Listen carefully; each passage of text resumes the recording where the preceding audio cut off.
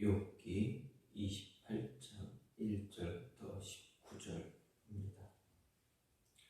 은이 나는 곳이 있고 금을 재련하는 곳이 있으며 철은 흙에서 캐내고 동은 돌에서 녹여 얻느니라. 사람은 어둠을 뚫고 모든 것을 끝까지 탐지하여 어둠과 죽음의 그늘에 있는 광석도 탐지하되 그는 사람이 사는 곳에서 멀리 떠나 갱도를 깊이 뚫고 발길이 닿지 않는 곳 사람이 없는 곳에 매달려 흔들리느니라. 음식은 땅으로부터 나오나 그 밑은 불처럼 변화하도다. 그 돌에는 청옥이 있고 사금도 있으며 그 길은 솔개도 알지 못하고 매는도 보지 못하며 용맹스러운 짐승도 밟지 못하였고 사나운 사자도 그리로 지나가지 못하였느니라. 사람이 굳은 바위에 손을 대고 산을 뿌리까지 뒤엎으며 반석의 수로를 터서 각종 보물을 눈으로 발견하고 누수를 막아 스며 나가지 않게 하고 감추어져 있던 것을 밝은 데로 끌어내느니라. 그러나 지혜는 어디서 얻으며 명철이 있는 곳은 어디인고 그 길을 사람이 알지 못하나니 사람이 사는 땅에서는 찾을 수 없구나. 깊은 물이 이르기를 내 속에 있지 아니하다 하며 바다가 이르기를 나와 함께 있지 아니하다 하느니라. 순금으로도 바꿀 수 없고 은을 날아도 그 값을 당하지 못하리니 오빌의 금이나 귀한 청옥수나 남보석으로도 그 값을 당하지 못하겠고 황금이나 수정이라도 비교할 수 없고 정금 장식품으로도 바꿀 수 없으며 진주와 벼곡으로도 비길 수 없나니 지혜의 값은 산호보다 귀하구나. 구스의 황옥으로도 비교할 수 없고 순금으로도 그 값을 헤아리지 못하리라. 아멘. 오늘 말씀 욥기 28장 1절부터 19절입니다. 오늘 말씀은 친구들과의 변론을 마친 상태에서 욥기의 등장인물과는 관계없이 이제 저자가 지혜에 대한 삽입을 찬양하는 것을 볼 수가 있습니다. 그렇다면 저자가 왜 갑자기 지혜에 대한 찬양을 삽입하고 있는가?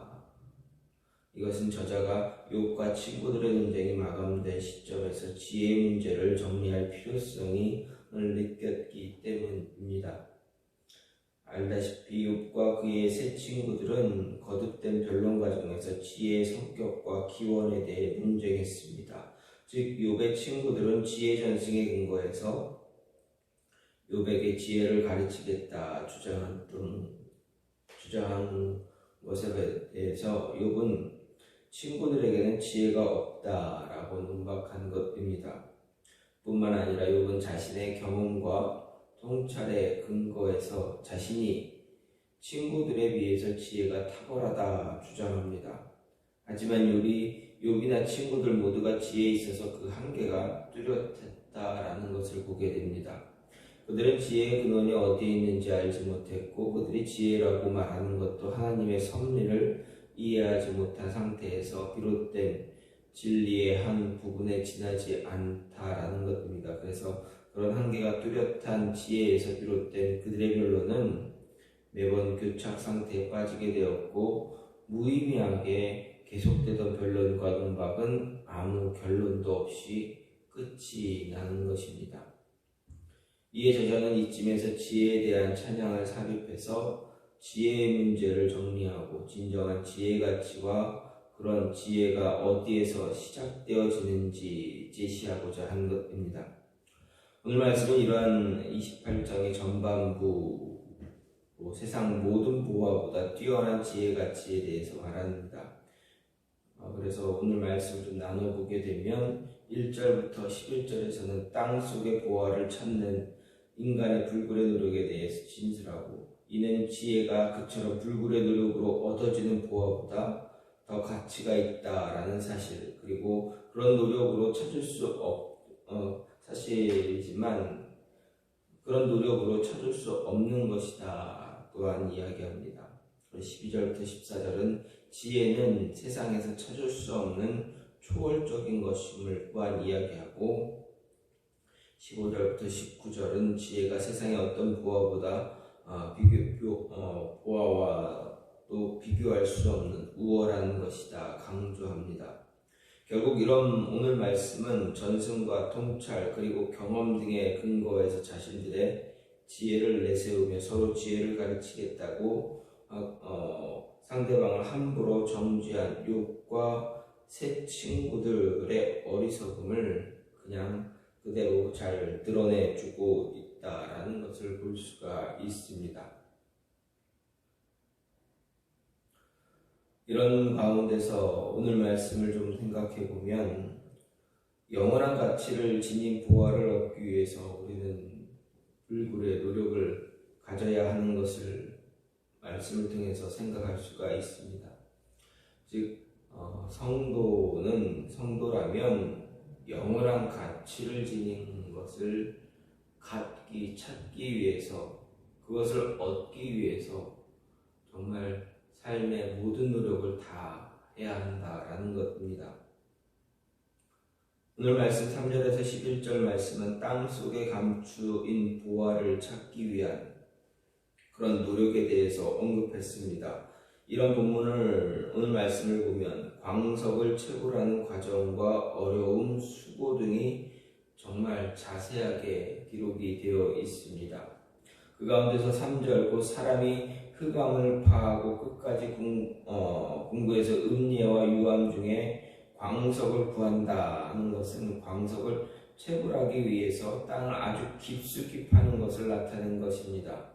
그리고 4절 말씀은 곧 사람의 사는 곳에서 멀리 떠나 구멍을 깊이 뚫고 발이 땅에 닿지 않게 달려내리니 멀리 사람과 격절되고 흔들흔들한다는 것은 사람이 광석을 채굴하기 위해 땅속 깊은 갱도를 밧줄을 타고 내려가는 그런 모습을 이야기합니다. 또 5절에서 곧 지하는 불로 뒤집는 것과 같다라는 것은 지하에서 진행되는 채광 작업이 매우 위험한 것임을 이야기합니다. 9절에서 광석을 찾기 위해 바위를 깨고 산을 무너뜨린 수고를 하는 것을 나타낸 것입니다. 이런 사실에서 보듯이 광석을 채굴하는 일이 매우 큰 수고와 어려움을 감내해야 한다라는 그러한 일입니다. 오늘날과 같이 과학기술이 발달한 때 채광작업은 많은 어려움과 수고를 따르는데 하물며 과거 고대 사회에서는 어떻겠는가. 더 말할 나위 없을 정도로 고되었다, 힘든 과정이었다라는 것입니다. 그런 사람들은 왜 이렇게 위험과 수고를 감내하면서 광석을 채굴하는가? 왜 그렇습니까?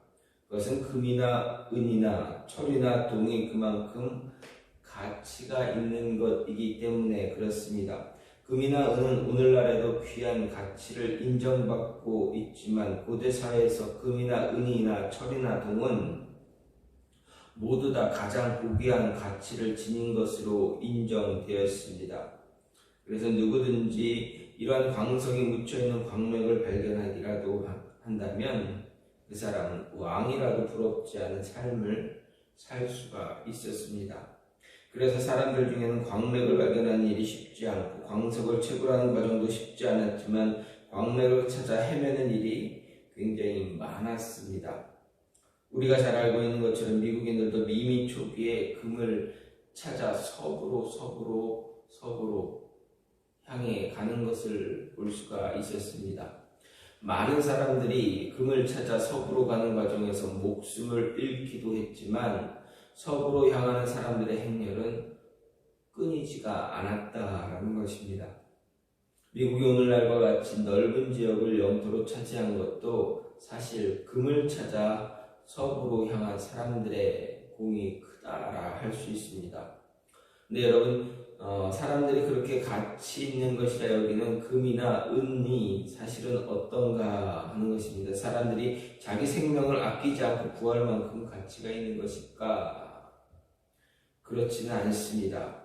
사람들은 그것이 가지는 특성과 희소성 때문에 귀하게 여기고 가치를 부여하며 얻고자 필사의 노력을 다하지만 사실 그것은 허무한 것에 지나지 않는다라는 이야기입니다. 그것들은 사람들이 생명을 아끼지 않고 구할 만큼 가치가 있는 것이 아닙니다. 생명보다 중요한 것은 아무것도 없기 때문입니다. 그러한 것들은 죽으면 아무것도 아닌 것입니다. 그들은 이 세상에서 사람들의 삶을 조금 풍요롭게 하고 화려하게 할 수는 있지만 죽으면 아무것도 아닌 것이 되어집니다. 사람이 가치를 부여해 주지 않으면 그것들은 사실 돌과 다를 것이 없습니다. 그런데도 사람들은 이러한 것을 얻기 위해 필사의 노력을 다하는 것을 보게 됩니다. 그리고 이것은 비단 금이나 은 등에 국한된 것이 아닙니다. 사람들은 금이나 은 등으로 상징될 수 있는 것들 예를 들어서 돈이나 명예, 권력, 학벌 등을 얻기 위해서 필사의 노력을 다하는 것을 보게 됩니다. 하지만 그런 모든 것들 사람이 죽고 나면 아무 소용이 없는 것입니다. 이런 사실을 통해서 우리가 깨달을 수 있는 것이 무엇입니까? 진정한 가치가 있는 것이 무엇입니까? 진정한 가치가 무엇인가? 무엇이 진정한 가치를 가지고 있는가? 영원한 부활을 얻기 위해서 그렇게 노력을 다해야 한다라는 것입니다. 우리는 그것을 얻기 위해서라면 우리의 생명까지도 던질 수 있어야 합니다. 생명보다, 우리의 목숨보다 더 귀한 가치가 있는 것, 그것을 얻기 위해서 최선의 노력을 다해야 한다라는 것입니다. 그렇다면 그 진정한 가치를 지니는 것이 무엇입니까? 우리의 생명보다 더 중요한 그것이 무엇입니까? 저자에 의하면 그것을 지혜다 이야기합니다. 잠언 기자도 대저 지혜는 진주보다 나음으로 무릇 원하는 것을 이에 비교할 수 없다라고 잠언 8장에서 이야기합니다. 그리고 이를 우리식으로 표현한다면 모든 축복의 근원이신 하나님 영원한 생명 하나님 나라를 가리키는 것입니다. 이러한 것은 우리의 죽음과 관계없이 지속적으로 가치를 지닙니다. 아니 죽어서 더 가치를 지니는 것입니다. 그런데 세상 사람들은 이 가치 있는 보화를 모릅니다. 그래서 허탄한 세상의 보화에만 집착합니다. 하지만 우리는 이런 보화를 알고 있고 있는 것도 압니다. 따라서 우리는 이 보화를 차지하기 위해서 필사의 노력을 다해야 한다라는 것입니다. 세상 사람들은 허탄한 것을 얻기 위해 필사의 노력을 다하는데 우리가 영원한 가치를 지닌 보화를 얻기 위해서 필사의 노력을 다하지 않는다라는 것 말이 안 됩니다. 필사의 노력을 다해야 하는 것은 당연한 것입니다. 물론 이 보화를 얻는 과정 결코 쉽지 않습니다. 만만치 않습니다. 많은 수고와 어려움을 감내해야 합니다. 어떤 때는 자기의 목숨을 버릴 수 있어야 합니다. 하지만 이 보화는 우리의 생명을 다시 살리고 영원한 생명을 주고 우리로 하여금 영원히 풍요롭게 하고 영광스럽게 하는 것이기에 우리는 어떤 어려움이라도 극복하고 그것을 얻는 일을 포기하지 말아야 한다라는 것입니다. 보화가 가치가 있는 이유 모든 사람이 쉽게 가질 수 없기 때문입니다. 희소성이 있기 때문입니다. 진정한 보화도 마찬가지입니다. 인내와 절제, 헌신과 노력을 쏟아 부어야만 얻을 수 있는 것이기에 아무나 가질 수 없고 따라서 진정한 가치를 지니는 것입니다.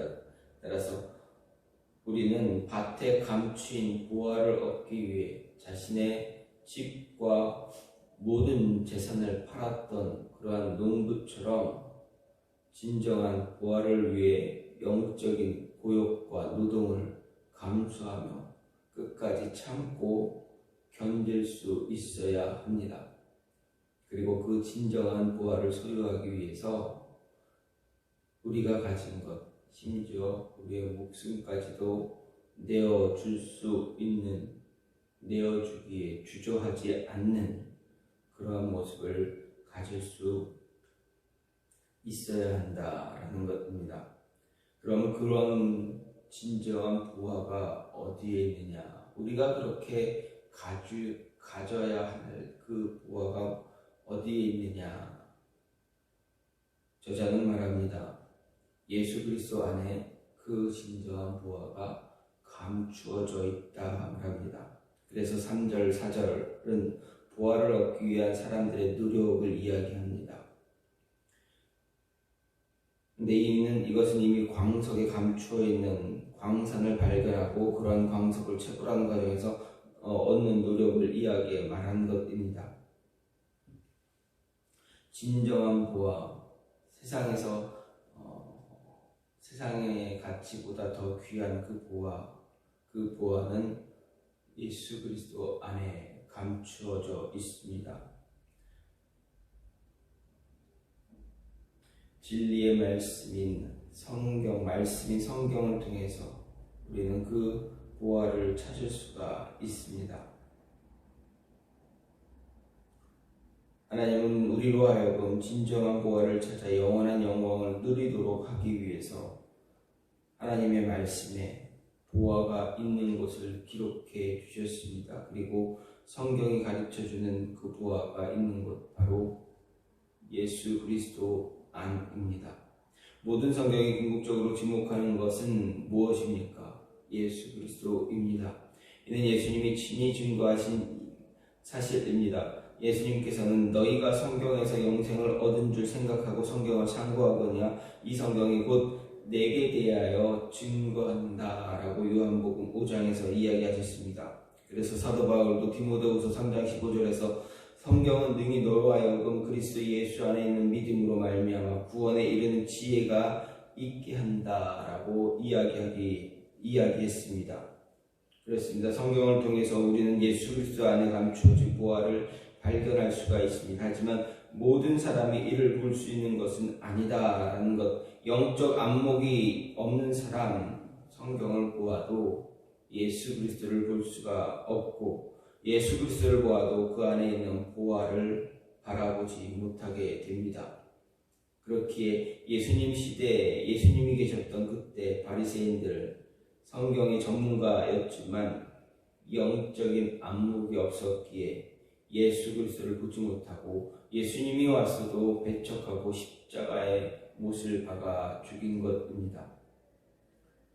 수많은 사람들이 지금도 말씀 성경을 보고 읽지만 예수 그리스도 안에 있는 부활을 발견하지 못하고 예수님을 그저 하나님의 종교를 세운 창시자로 밖에 여기지 않는 자들도 많습니다.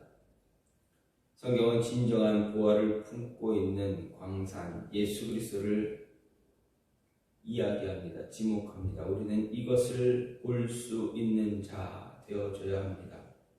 사도 바울은 예수 그리스도의 십자가의 도가 멸망하는 자들에게는 미련하게 보이지만 구원을 얻은 자들에게는 하나님의 능력이다라고 고린도전서 1장에서 이야기했습니다. 따라서 예수 그리스도 안에 있는 진정한 부활을 발견하고 풍요롭고 영원한 영광을 얻을 수 있는 저와 여러분이 되기를 간절히 소망합니다.